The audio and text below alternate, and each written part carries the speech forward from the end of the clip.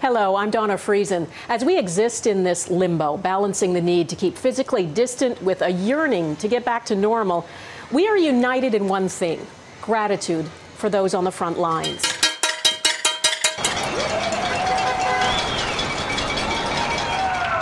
It's the closest we can come to giving our healthcare heroes a standing ovation. The clapping, the pot banging, the singing. It started spontaneously and spread all over the world. Why do we do it? Because while we stay home, they go to work, putting themselves at risk of getting COVID-19. By staying home, we're helping them. The spread of the virus has slowed. In Canada, the curve is flattening, and our hospitals have not been overwhelmed with patients. But they are saving lives every day. Jeff Semple takes us inside one hospital and meets a doctor whose family constantly confronts life and death questions. Each time the ambulance arrives,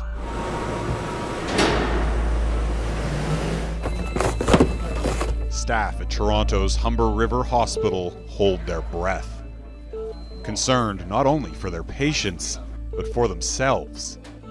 People are worried about getting sick, and they're worried about bringing it home to their families. Worried because over the past 6 weeks, they've seen firsthand what COVID-19 can do. Never really faced anything like this before. ICU is a very high-risk environment, but this has taken it to the highest level. We have to just assume that every piece of equipment, every piece of furniture, and every other person has COVID, and that's what our mindset has to be day in and day out. The ambulance arrives with another suspected case, a young man struggling to breathe. With COVID symptoms like 66 and... This hospital is now treating around 60 COVID-19 patients. When they first arrive, winding through a maze of machines and masks, Hi. they're greeted Mr. with a Coke? calm voice Hi. and kind eyes. My name is Dr. Tori. What's the biggest problem for you? Is it your breathing?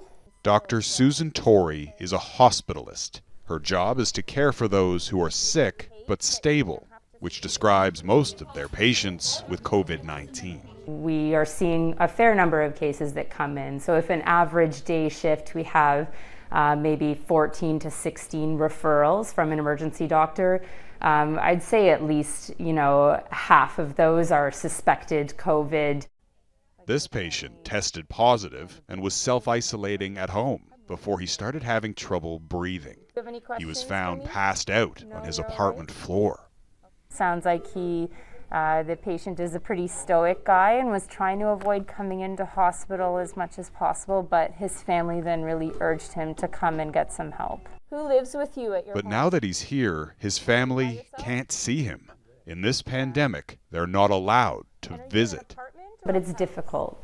There's patients going through a lot of very severe illnesses, and in those moments where there's high stress, every family member just wants to be there holding their hand, and they can't. Yeah, which one? So instead, Dr. Torrey takes his hand and keeps a close eye on his condition.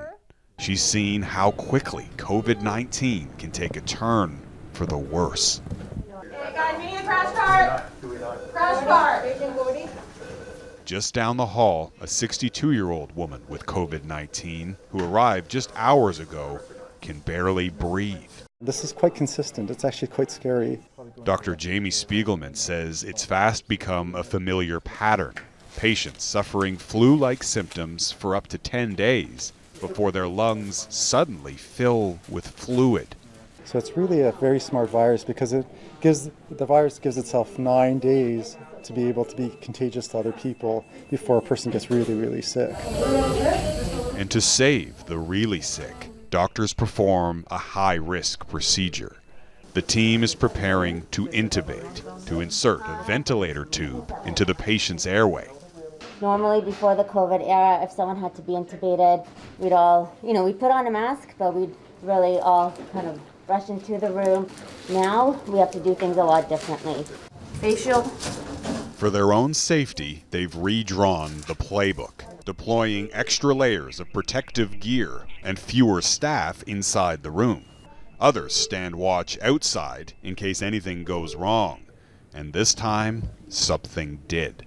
The ventilator tube wouldn't fit properly. Her oxygen levels plummeted. And for about 10 seconds, her heart stopped. More staff and equipment were rushed inside.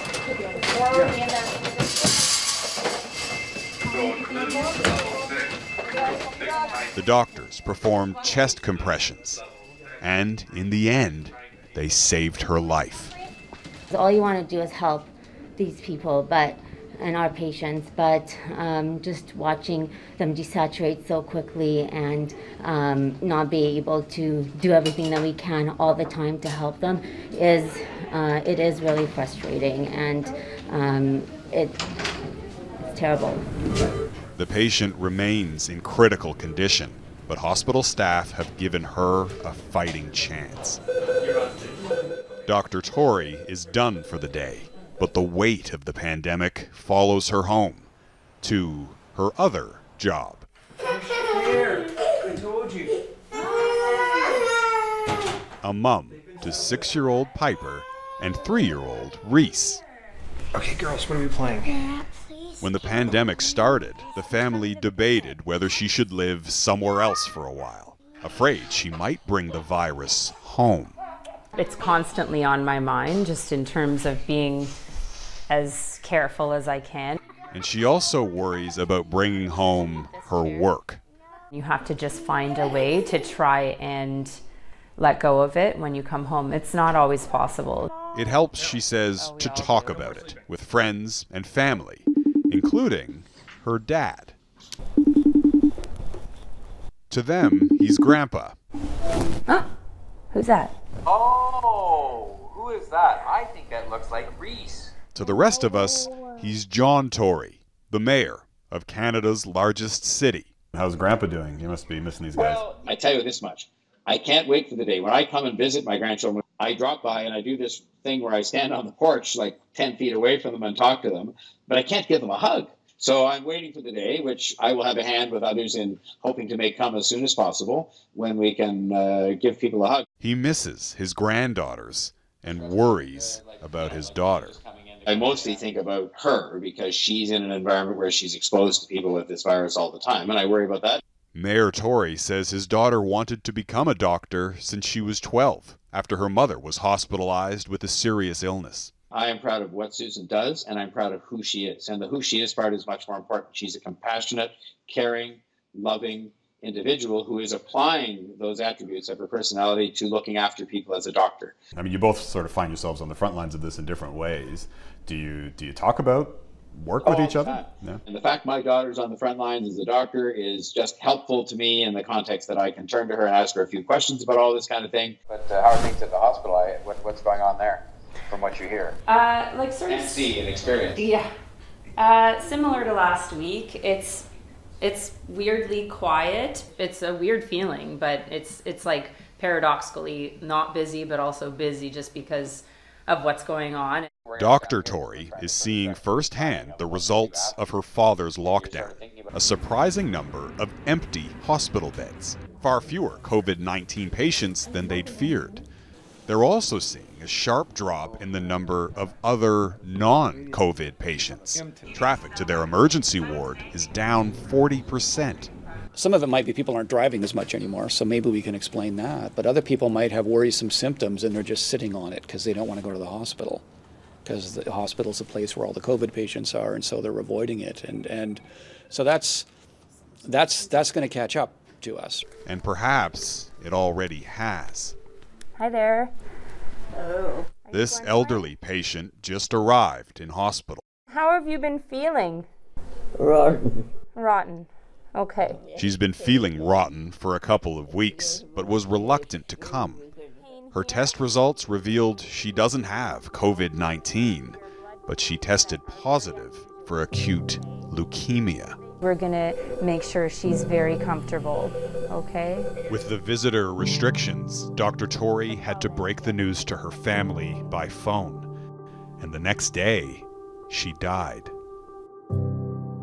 That case weighed on me because This was a woman who was of an advanced stage. She was 90, but she was living independently and suddenly has this illness. You spend a lot of time trying to help, the patient and help the families kind of emotionally navigate the situation. And then I have to kind of move on to another patient after that.